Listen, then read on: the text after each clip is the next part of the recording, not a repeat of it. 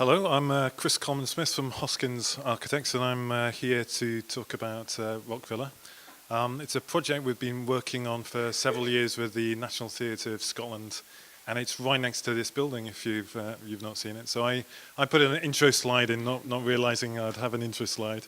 So I've got an extra 20 seconds to talk, which is fantastic.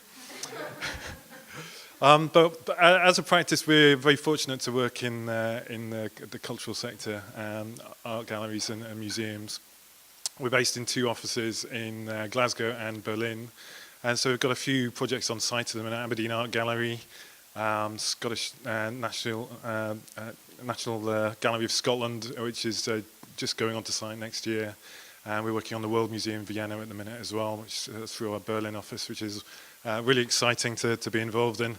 And I suppose just thinking about the site next door, we started working with the National Theatre of Scotland years ago when we did a project at the Bridge Art Centre at Easterhouse, which we first got to know them. They moved in there. We're used to working by canals. We've done a few projects you might have seen. So the National Theatre of Scotland, really exciting organisation, very diverse. They're more than just performance. There's a whole range of people working behind the scenes all over the city. And they were accommodated in 4 different buildings, spread out around the city. So the facilities they had were pretty basic. Performance, it was really restricted in what they could do, and it's amazing the quality of work they are able to achieve. So what they wanted to do was group everyone together into one building to create an efficient place to work, enable those connections and opportunities to meet, which they didn't really have or were limited. And that, if you like, reflects a bit about the wider area, the cultural quarter, and why they chose to stay in this area. So one of their buildings was on the edge here, and obviously this is an area that's undergoing regeneration, lots happening, and they were keen to be part of that. So the building they looked at was just next to the Whiskey Bond, and it was a cash and carry. It was a big blue shed, and it's still affectionately called the Big Blue Shed. So part of the project before really we started was clearing the site and getting it ready, and that, I guess, showed the National Theatre the opportunity. So Scottish Canals have done a lot of work along the canal to open it up, and if you like, create the setting for the building, and it really has opened up the views and opened up the links. So there's obviously a new bridge that comes through and connects as well. And they were really struck with the quality of the space.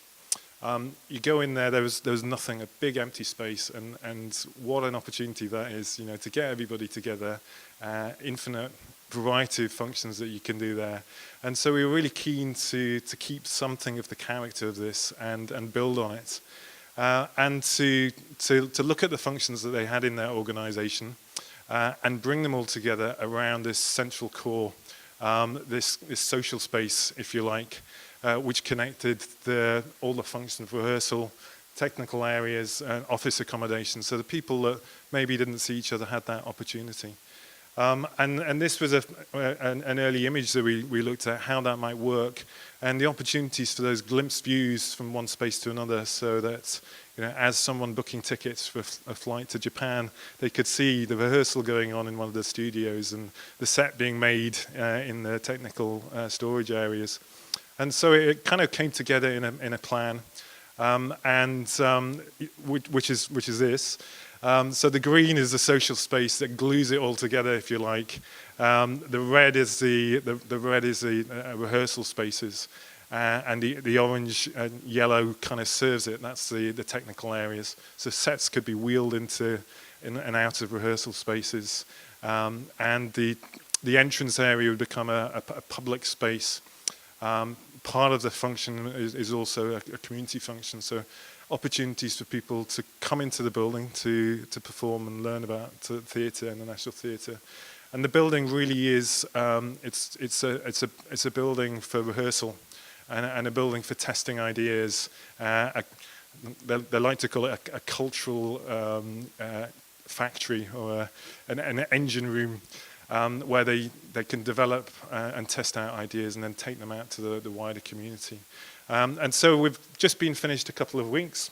I don't have any great photos at the minute, and you can tell that they moved in quite early, and so there's still snagging going on.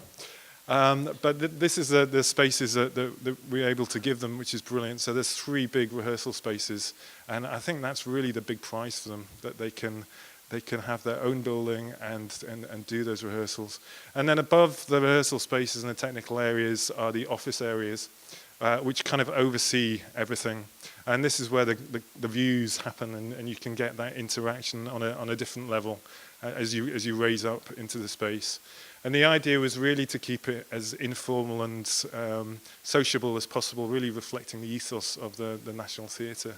A place where people could come and meet and join together in the building, and in the wider community as well, and then take what they've got and take it out into the wider community and into the world, indeed, across all the countries that they're performing at the minute.